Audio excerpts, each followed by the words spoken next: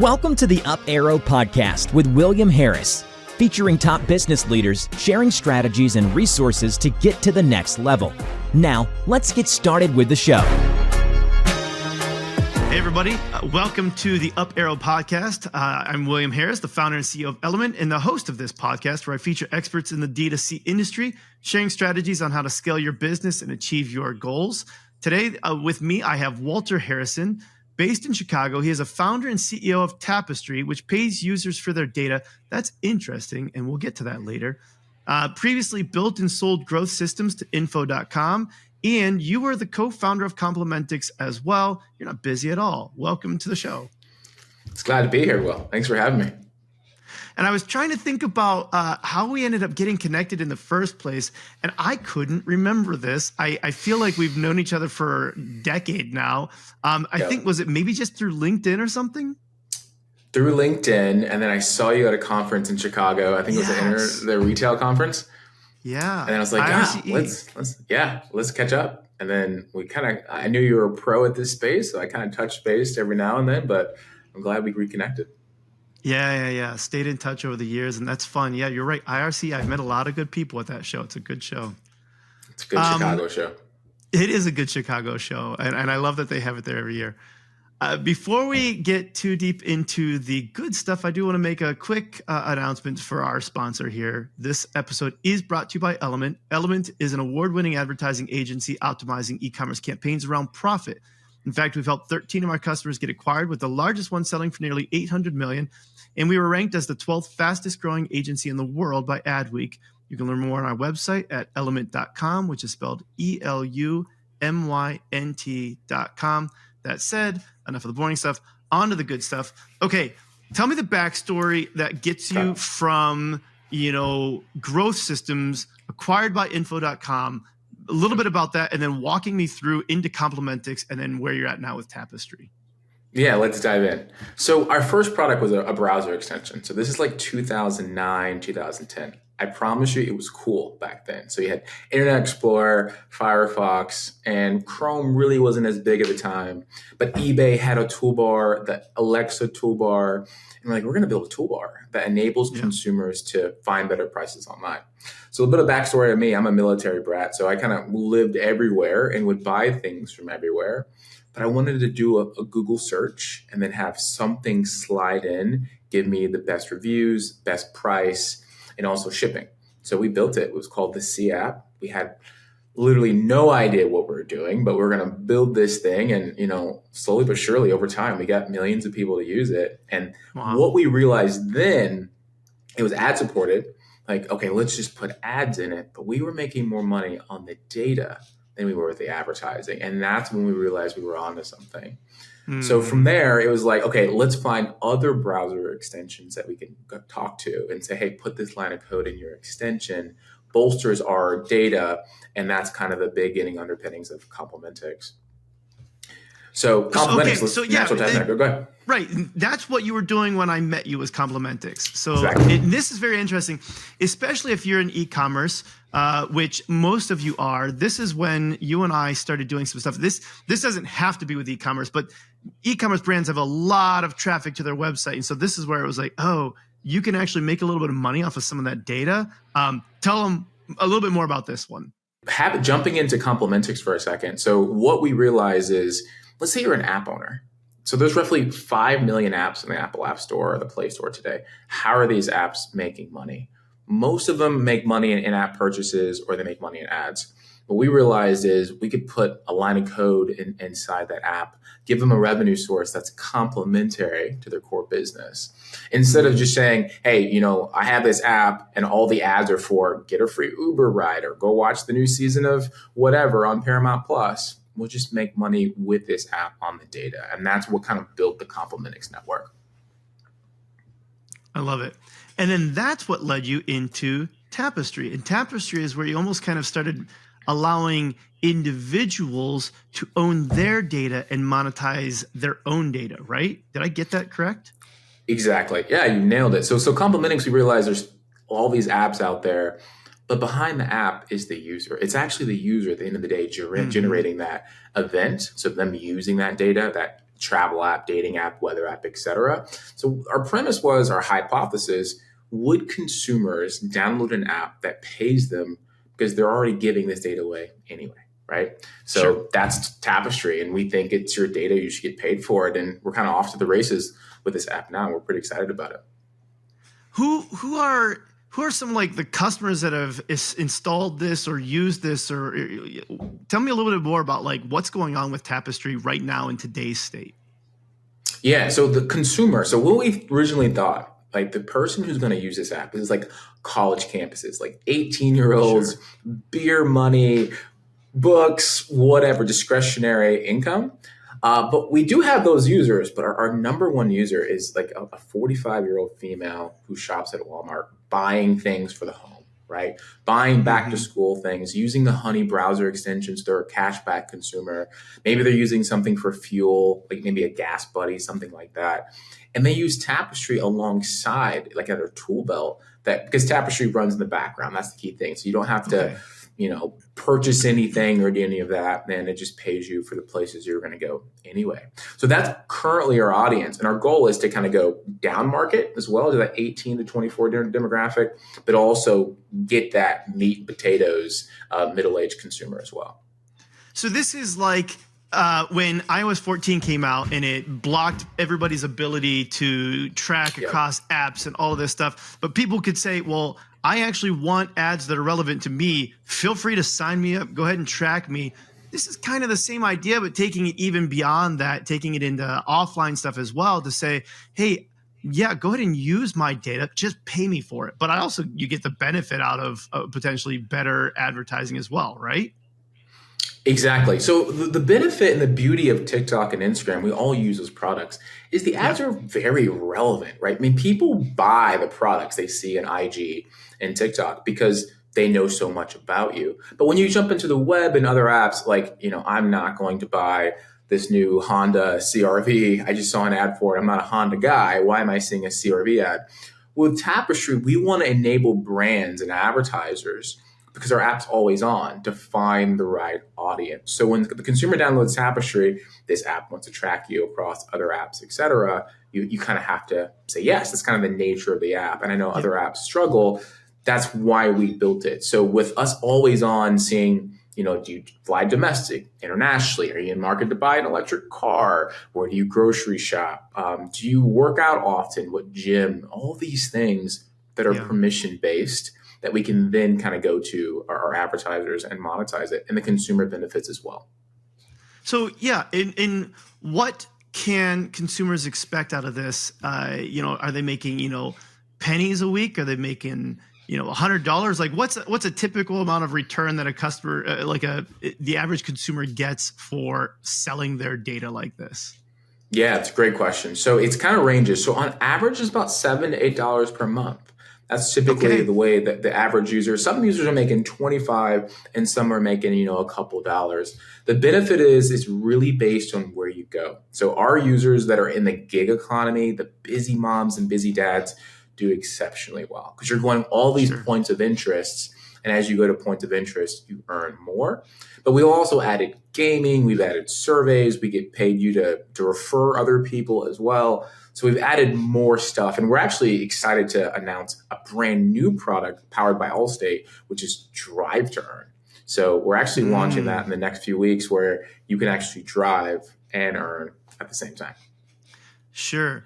And so let's say, bringing it back to the e-commerce merchants who are watching this, how does this help and benefit them? Are they able to use this data then to target people better than maybe what they're getting by just simply saying, hey, go broad Facebook, which is the trend. And there's a lot of benefit to just saying go broad and let Facebook handle it.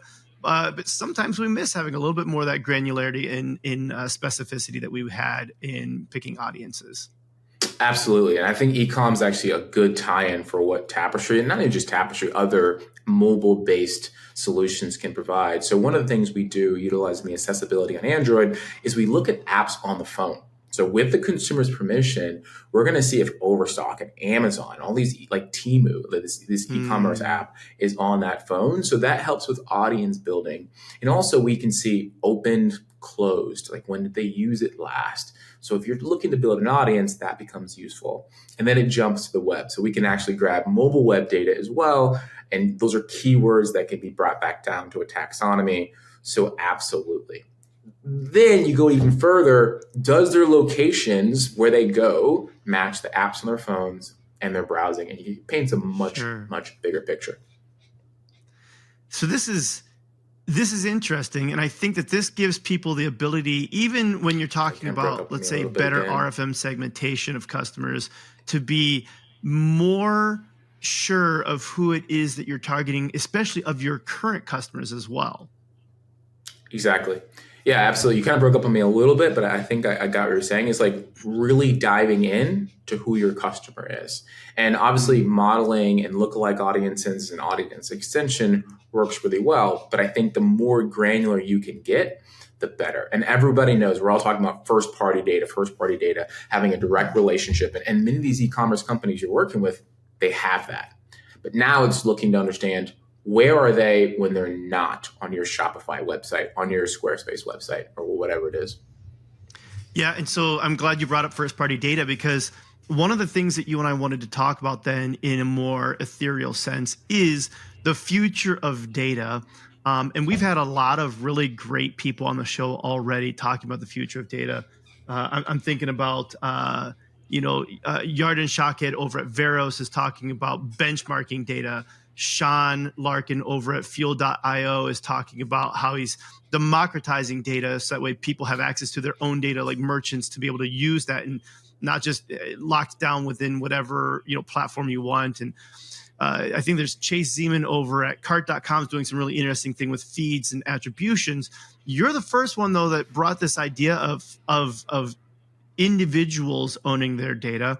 And so is this where you're seeing the future of data going, where it's not necessarily the brand owning the data, but you owning your own data? And there's something about a Massachusetts law you talked about, but tell me, what is the future of data? Yeah, so in our opinion, I think the future of data is permissioned wholeheartedly, right? So we think we're about 2 to 3 years behind Europe. We typically are with privacy rules and legislation. With GDPR, you have Massachusetts coming out with this law where you really can't sell it unless the consumer really, really opts in. So, and obviously Apple and Google's doing something similar this fall, maybe January of next year. So with all that said, we're creating the exhaust for so many companies to do really well. And we think you and I should get a piece of it. So if we had some type of data locker of sorts where you say, hey, this I'm okay monetizing, this I'm not. This is an absolute no-go. And also it depends on the consumer. With us using TikTok and Instagram, many millennials and younger think there's no privacy. Privacy is dead. You can have whatever you want. I have nothing to hide. That type of mentality. I don't think that's necessarily the right approach. I think privacy is real. It should be something that we take immensely seriously. But if you do want to monetize certain aspects of your life as a YouTuber, as an Instagrammer, or as an individual, you should have the right to do that. And that's what we want to enable at Tapestri. Yeah. I had to laugh when you talked about, millennial Gen Z thinking that there's no such thing as privacy anyways. Yeah. I do appreciate how much Apple has locked down. I think that's something they've done a really great job. But it is funny. I fall in the camp of, there's really nothing that's private anymore anyways. Exactly. But then I have my limits, and I feel like there are a lot of people who will, download the latest Face app or whatever, where it's like, show me how old I am. And it's really just owned by some Chinese company that has no interest whatsoever in keeping your privacy at all. And so they're using that. And it's like, and then you also just talked about like your mother's made a name in this post, and you're doing all these other things where it's like, tap this, whatever. It's getting to the point where it's like all of your data and information is out there, so publicly available. The idea of exposing it can be, I don't know, just intimidating in some ways. But I like this idea of being able to like pick and choose. You're like, hey, this I'm okay to monetize. This I'm not okay to monetize. Exactly. I mean, back to what your point is saying, so many apps just like pop up on the App Store, the Face app or a calculator app that needs your location data in the background. Like, sure. Right? Like there's no utility there. These are just data grabs at the end of the day, because that email, that device ID, that cookie is worth money, right? And that's really the agenda. So I think with permission, you can ask the consumer very transparently, opt in and out, completely their choice, and potentially see where that product goes. So permissioned data in the future, I sometimes think a lot about, I'm a big fan of crypto, which is decentralizing a lot of things, decentralizing just ownership from the perspective of the company as well. How does this play into this? Is there any crossover between what the crypto space is doing and what you're doing, or is this completely different? Are you guys a crypto-based company in some way?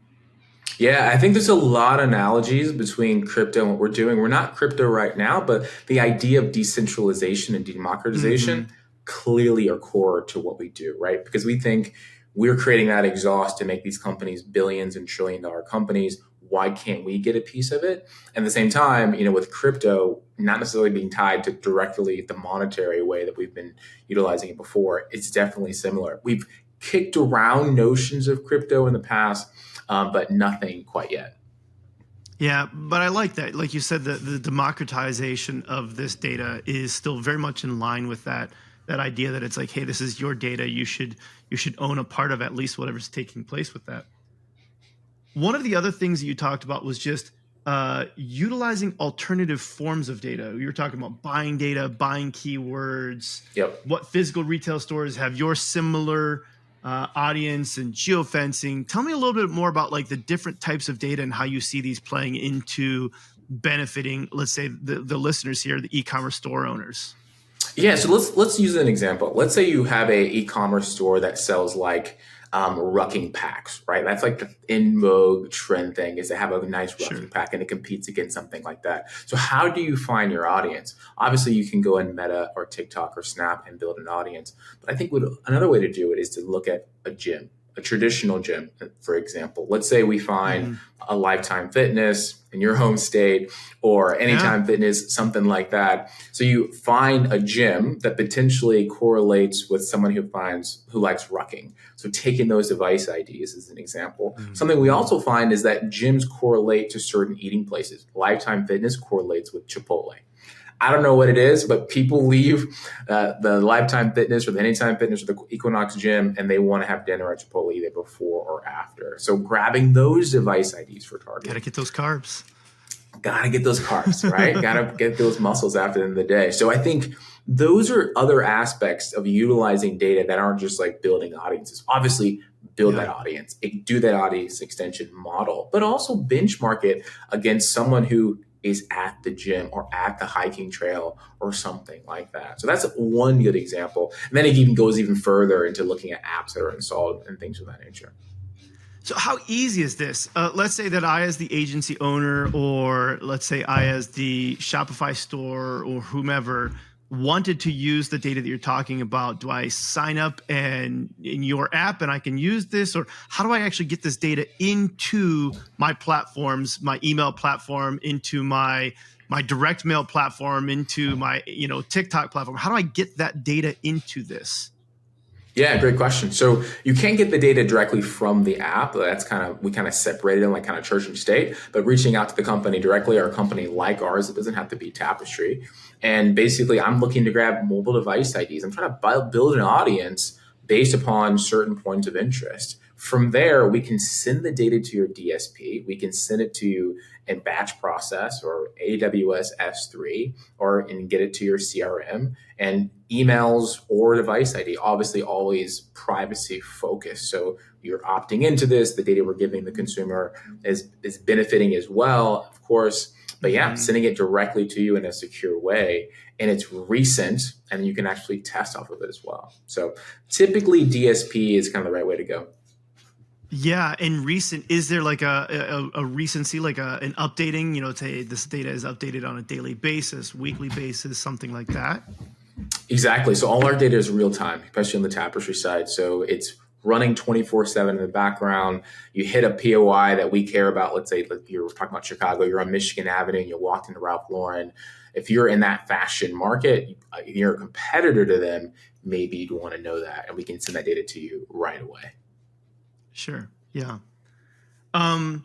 What about, attribution? You talked about one of the things that's important is being able to know where did somebody originally find you. How are you helping improve attribution? Because there's a lot of things out there that attribution has gotten kind of sticky or lost. So the key thing for us on attribution and just context, right? So you see an ad in Instagram, and how does Starbucks know that you saw that ad? How do they measure ROI with attribution? For us, with location-based, like if you're walking to see a JC at a bus station, or you see a billboard, we can actually see that, hey, there's a billboard there. The consumer passed by it. Did they actually go to that place later? And you can do a lot of measurement around it. So that's how a lot of companies use us now, out-of-home campaigns and in-app campaigns, and also app install campaigns. So if these e-commerce stores also are doing user acquisition to acquire users in the Play Store, the Apple App Store,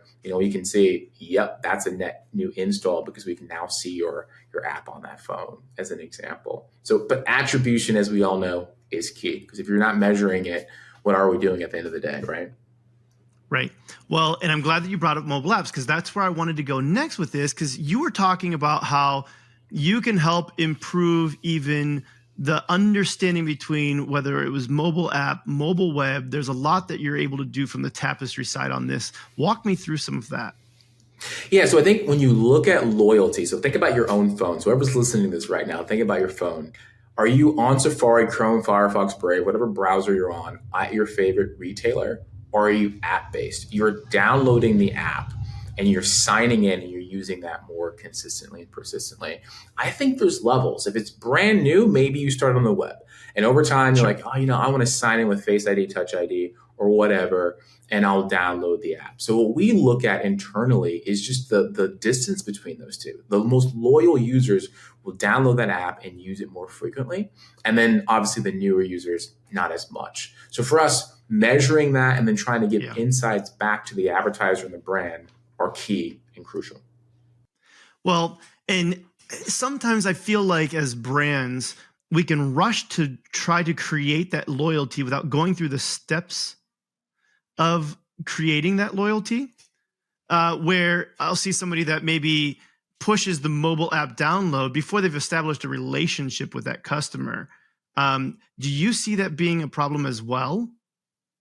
Absolutely. There's a saying in the app install, like once you get someone to download your app and they delete it, the chance of them coming back is like 1%, 2%.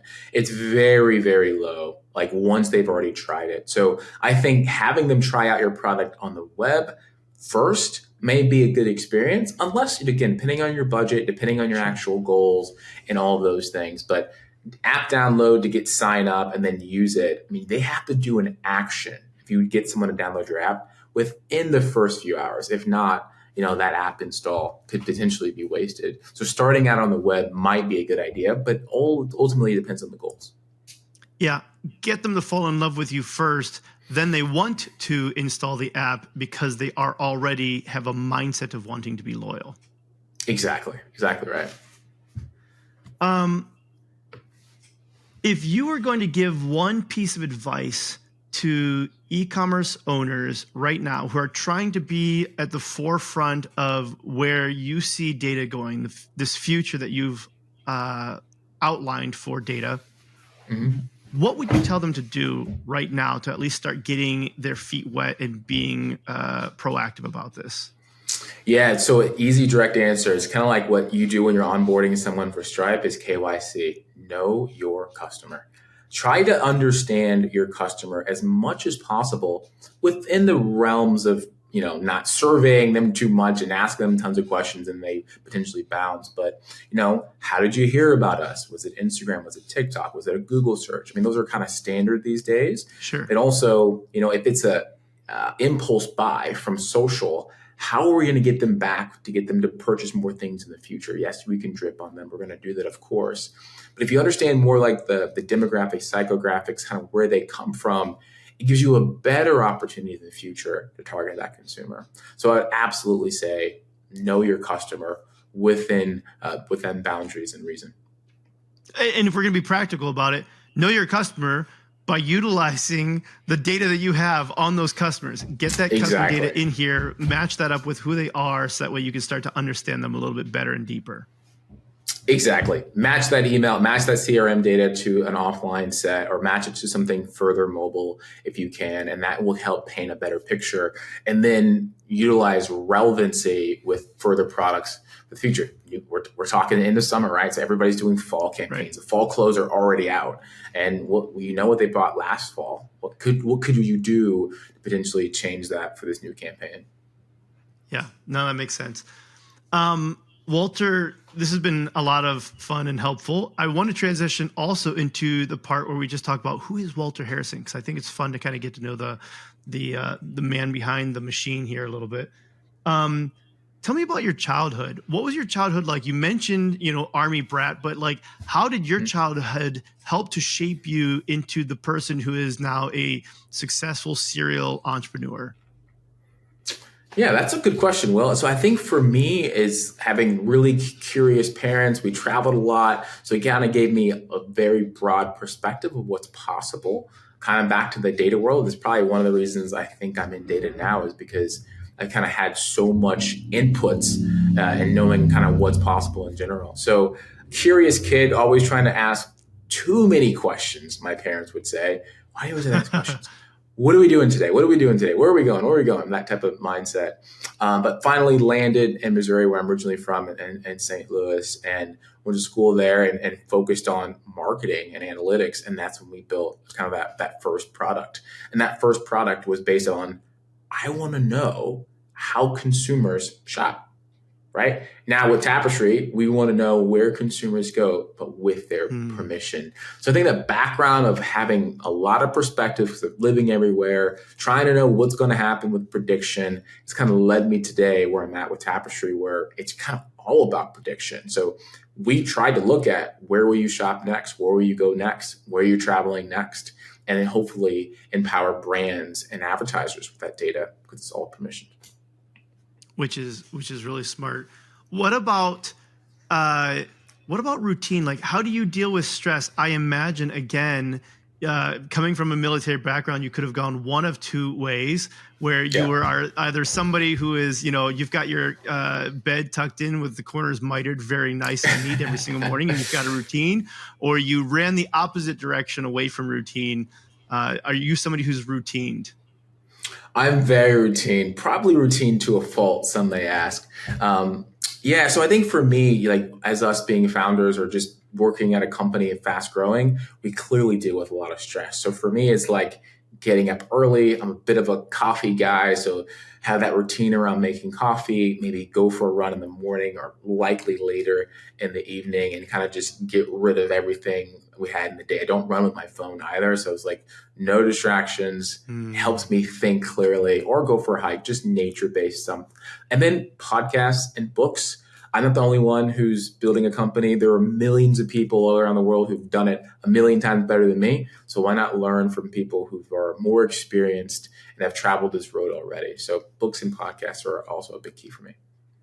Well, and I like that you talked about running without your phone and just being able to have that headspace. It reminds me a lot about something that I've read before, where almost every single one of like our idols in times past. I don't know, people talk about like, Thomas Edison, Winston Churchill, and like these just, genius people.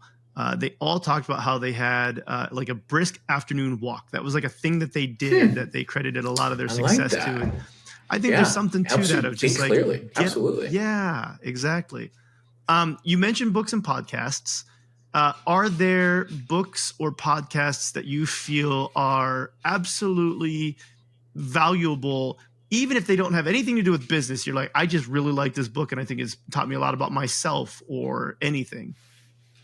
Oh yeah, there's a ton. Like, this would be a 3-hour podcast if I went through all of them. But yeah, so I think number one would be Sapiens by Yuval Noah Harari. If you haven't read it, you gotta read it, right? That's I think that's like a minimum. Just understand like how humans kind of live and move in the world. A lot of things in behavioral economics. So like Amos Tversky and the book Thinking Fast and Slow. That's a really good book about like how thinking works. And then, I would say other just business books. I think Good to Great by Jim Collins is still a fantastic book, right? Of having really high standards and how companies can go from here to there. And then just podcasts is more on like history and sometimes something completely ridiculous to get me thinking about work. So favorite would be Dan Carlin's Hardcore History. If you haven't listened to it, it's really good.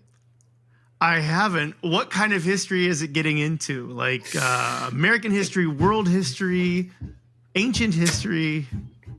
Everything. So I think he does a podcast like every 3 or 4 months. Each podcast is like 4 hours. Like, I'm not kidding. Each podcast is really long. So if you're going on a long trip, this is the podcast to put up. But the last one he did was on like Napoleon. He's done stuff on like World War II. He's done things on everything, but he's so animated and he's kind of funny. So he's definitely a good podcast to listen to. Dan Carlin, Hardcore History. I appreciate that you just said if you're going on a long trip. I actually just got back from a long trip a couple weeks ago. We went out to South Dakota. It was my first time out there. It was beautiful. And the idea of listening to something while we were driving sounded like a good idea to me. I've got kids, though. You've got kids. And while I wanted to listen to maybe like, Andrew Huberman, the rest of my family, my 13, 10, and 7-year-old daughters weren't as excited about listening to that as I was. And so we ended up not listening to that very much. I imagine you're in the same boat. You've got a couple of young kids as well. Do you actually get to listen to that stuff on long trips anymore? No, not at all. It's like movies playing in the background and songs tied to Disney Channel for sure. And now I can relate. You want to listen to Huberman and it's like, let it go 24/7. I get it. Yeah, absolutely.